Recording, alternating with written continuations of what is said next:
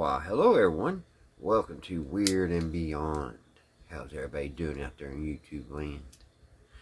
Guys, tonight we're going to be watching a little show here, a little program about tools that people dig up and they're inside rock. I just think it fascinates me.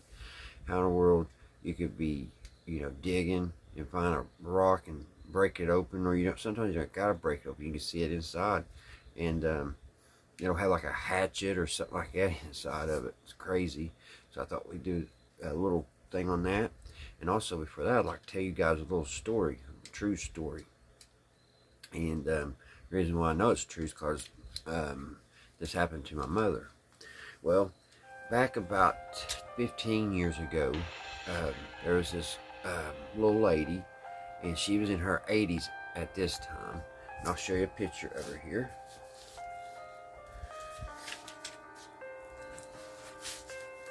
And this is her right here.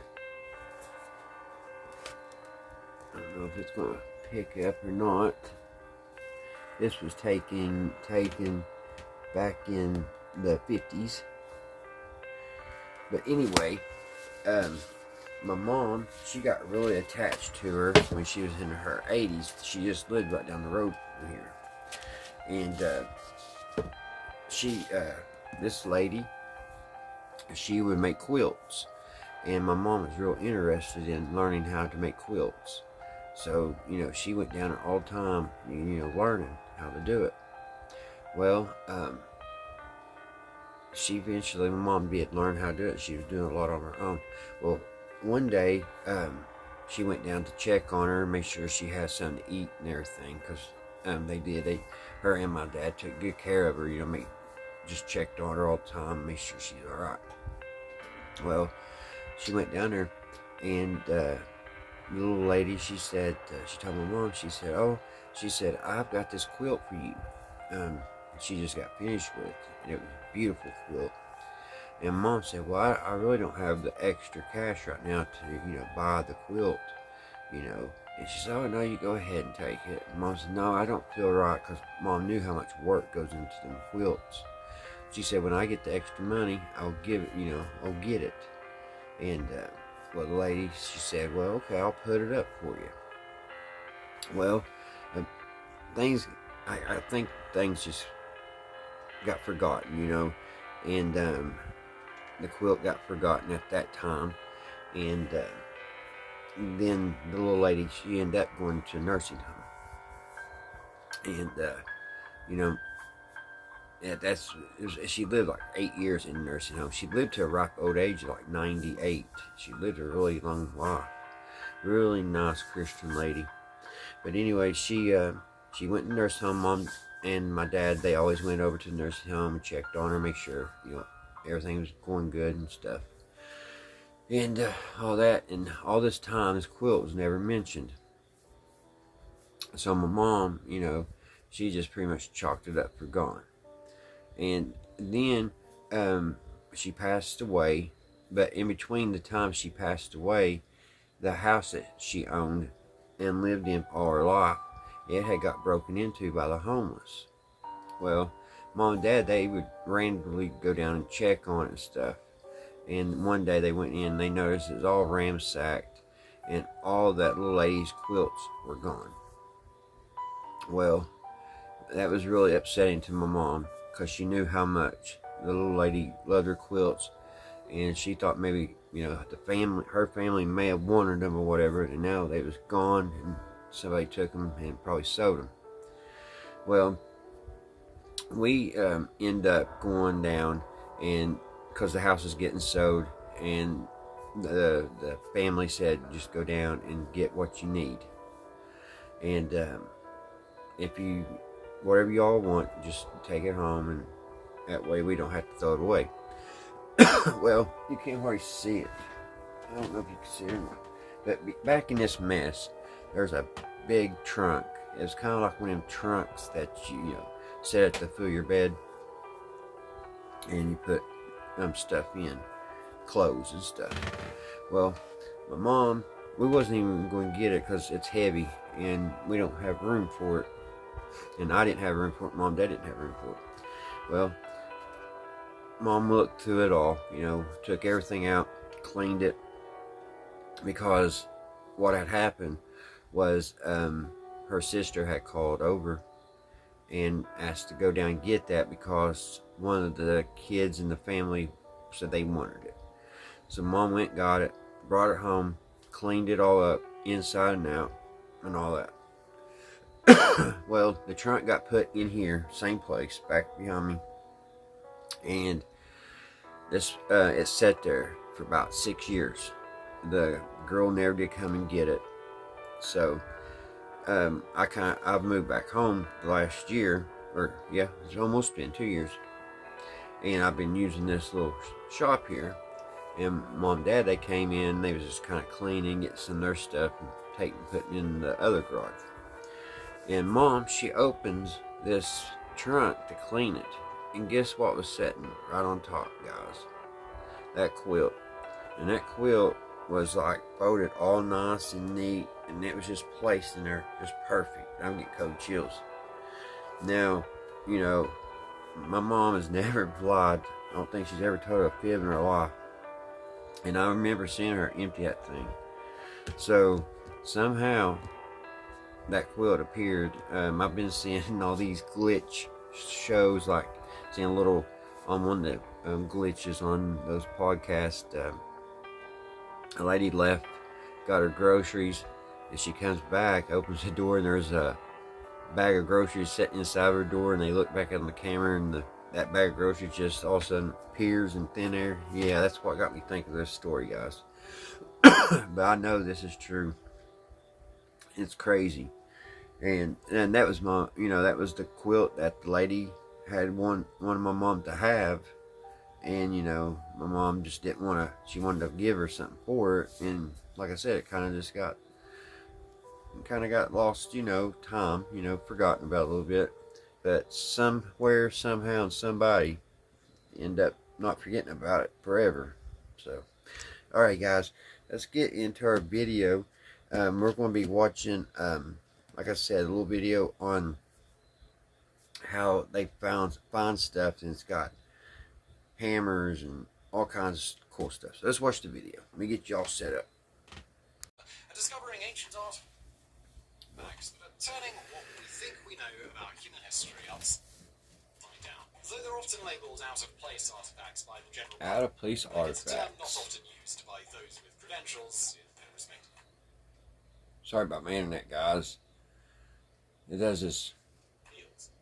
In some cases, these fascinating artifacts have been dated to millions or billions of years before humans were thought to exist, while in others they include hints of modern technology that wouldn't be officially invented until centuries or millennia later. Not surprisingly, they're among the most disputed and controversial artifacts in existence, and they put into question our supposed knowledge of everything from religion and science to the origins of man, qualities shared by each of the mysterious ancient artifacts we're looking at in today's video. Side projects.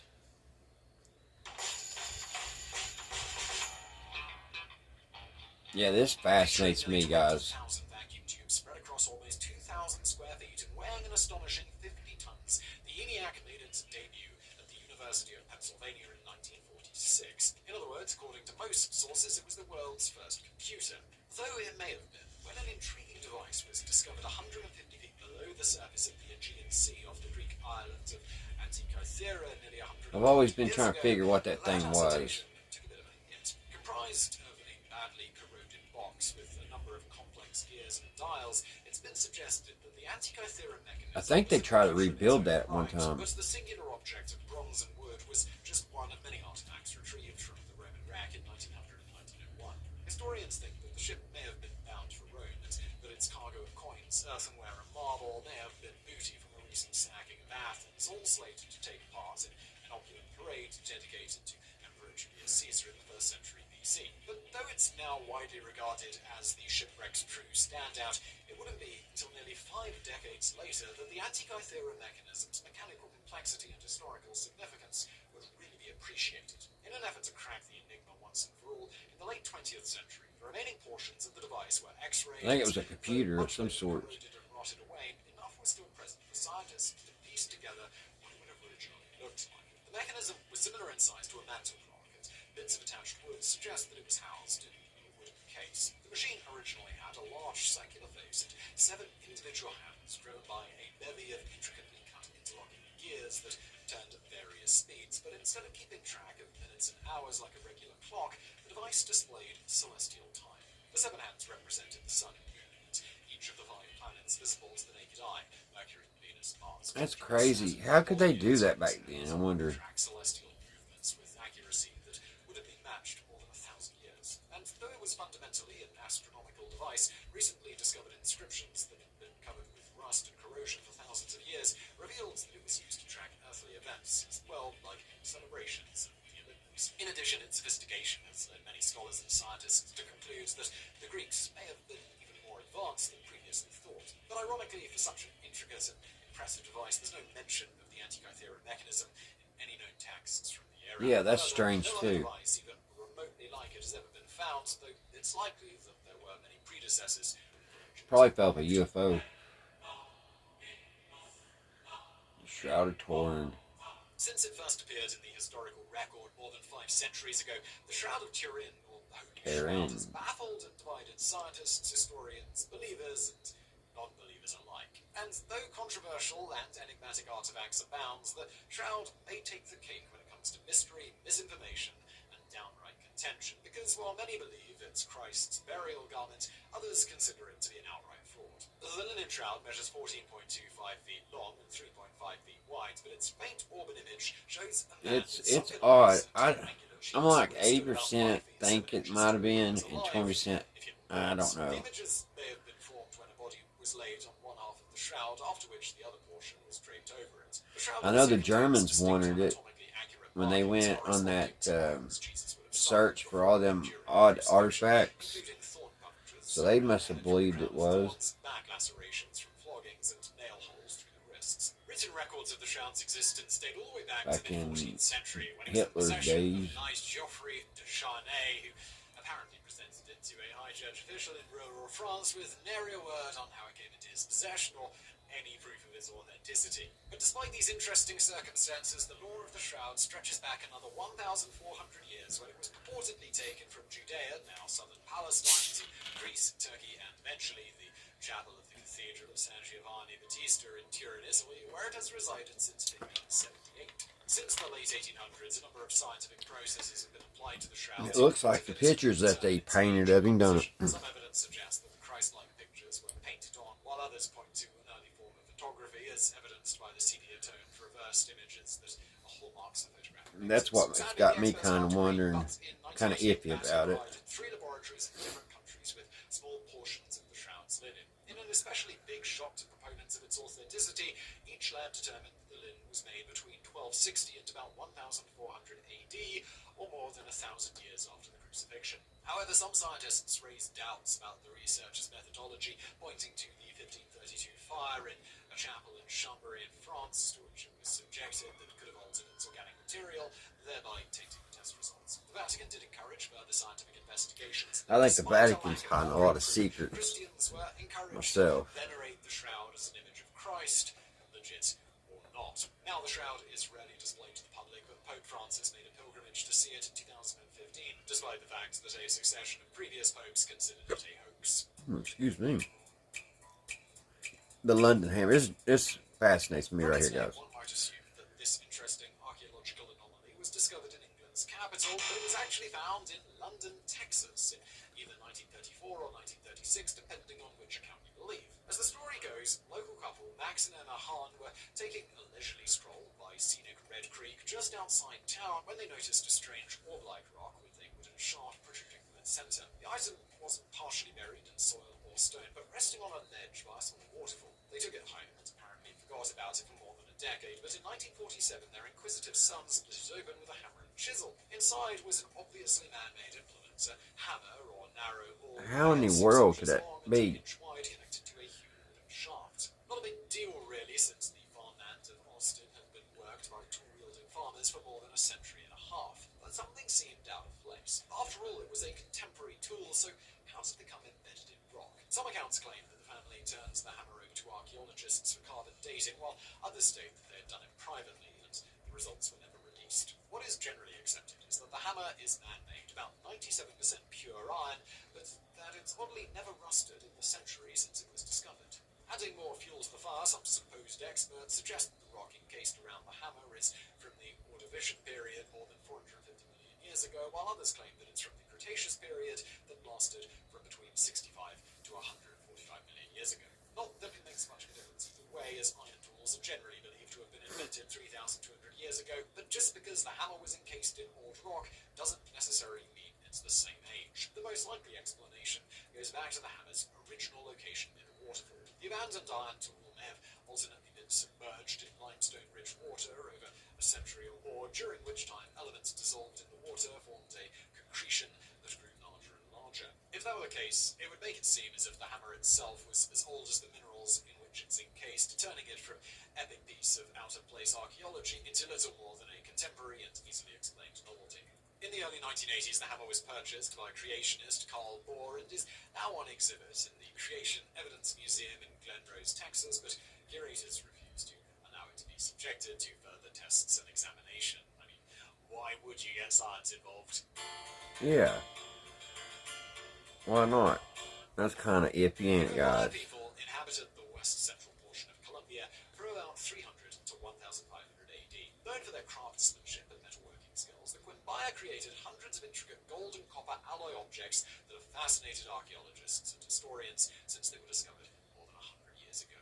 When the Spanish arrived in the region in the 16th century, they named this unfamiliar alloy Tumbaga. Tumbaga had a lower melting point than either of its component metals and featured desirable characteristics of each, like hardness and malleability, which made it perfect for hammering, casting, polishing, and engraving, and it never tarnished or rusted. Many of the Tumbaga figurines represent animals like fish, birds, and insects, though the most intriguing bear distinct commonalities with contemporary aircraft that weren't officially invented until the 20th century. To be clear, no one claims that the Quimbaya They look like airplanes. Though hundreds of artifacts were looted by Spanish conquistadors and treasure I think someone made a model one time, like a model plane of it, and it flew. Airplane-like in appearance. German aeronautical experts who conducted simulations and actual wind tunnel testing concluded Yeah, there is. had they not been made of dense metal, they would have likely been capable of incredibly stable, powered and unpowered flight. Some detractors claim that these aircraft-shaped figurines are little more than bird representations and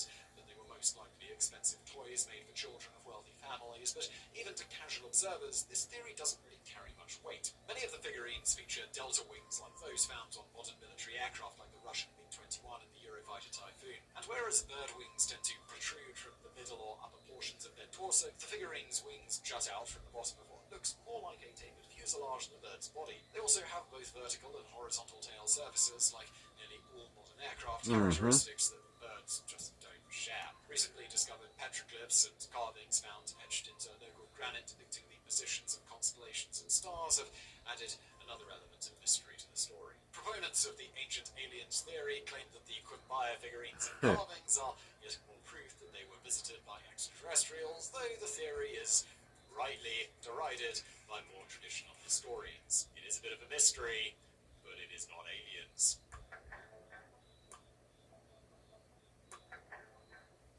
In the early summer of 1972, workers at a French nuclear fuel processing facility made a fascinating discovery after conducting a routine check of uranium ore of African origin. Though ore itself isn't technically an artifact, throughout the Earth's crust, uranium-235 makes up a constant 0.72% of total mass, but the ore extracted from Gabon in Equatorial Africa contained only 0.717% uranium-235. Though the numerical difference was minuscule, it was more than enough to alert them that something totally out of the ordinary had once happened on the site. In fact, when taken in total, approximately 200 kilograms of uranium-235 that should have been present were missing, or enough to make between 4 and 6 nuclear bombs, depending on the yield. After careful analysis, the French scientists concluded that the missing uranium-235... In my opinion, they should have left uranium buried. ...processes, and that a nuclear reactor must have functioned on site as many as 2 billion years ago. For a second opinion, they took their findings to specialists at the French Atomic Energy Commission, who confirmed their conclusion. The claims of such nature from one source should be viewed skeptically, none other than the former head of the United States Atomic Commission concluded that a natural phenomena couldn't have caused the extractions because the conditions to do so couldn't possibly exist without man's help. Shortly thereafter, in 1975, a number of international physicists mulled over the evidence and shared their findings of the Oklo phenomenon in Libreville, the capital of Gabon. The United States representative of the founders of the Centenary Institute published an article for Scientific American in which he attempted to explain the original scientists' conclusions, thereby casting doubts on the ancient nuclear reactor theory. His analysis was based largely on an article published nearly 2 decades before, in which scientists from the universities of California and Chicago pointed out that in some rare instances, rich uranium deposits could in fact operate as naturally occurring nuclear fission reactors, which would explain the missing uranium-235 in the French ore. Further studies have revealed that nearly 2 billion years ago, when the Oklo ore deposit formed, its concentration may have been nearly 3%, or about equivalent to the enriched uranium used to fuel today's nuclear power plants. So I really hope you found that video interesting. If you did, please do hit that thumbs up button below. Don't forget to subscribe. Well, thank you for watching. That was a few, guys. Let's stop that one. So yeah, that stuff is very interesting.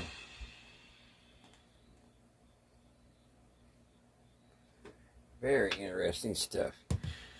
Well, guys, I hope you all have a great week, and I will catch you again this time next week, and hopefully we'll have more great stories. Welcome back to another episode of I thought I turned that off. This time, 5 mysterious artifacts that So I will talk to you all the next time, guys. Bye, guys. There it is. Well, it's not going to turn off. There it goes.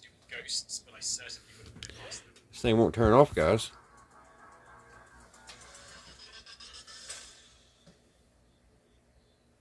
How to place artifacts or parts.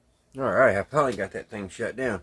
Alright, guys, like I was saying, you all have a great week, and I will see you all here next time on Weird and Beyond. Bye, guys.